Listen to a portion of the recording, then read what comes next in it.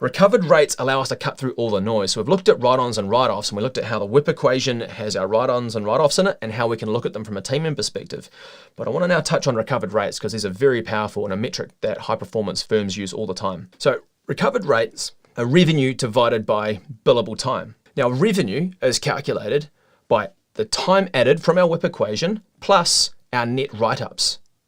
Now, the question becomes, why do we use revenue to calculate recovered rates? Why can't we just use invoice? Because invoiced is already in our WIP equation, right? Let's have a look at that. So the reason for that is because we have WIP that flows in and out of periods, and invoices may not necessarily be associated with the time that's done in that period.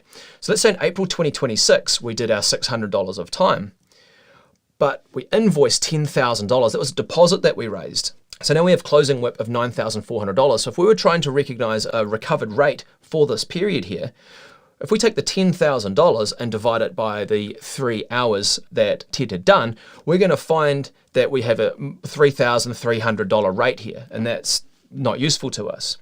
So instead what we do is we just take the time added, being $600, divided by the 3 hours. The recovered rate in this period would be $200 an hour. Now, let's get into May.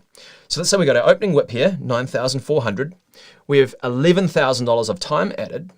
So we've got a $1,600 closing WIP balance, but of course we're going to do our WIP wash up to get the write-off. So a $1,600 write-off, giving us closing WIP of $0. Now when we look at this, our revenue for May would be $11,000 less $1,600. So our revenue would be $9,400.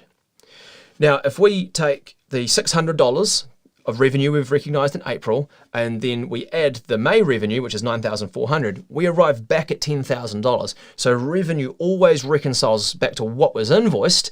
It just deals with the timing difference about WIP flowing in and out of periods. And that's why we use revenue to calculate our recovered rates. We can't use invoiced. Hope that all makes sense.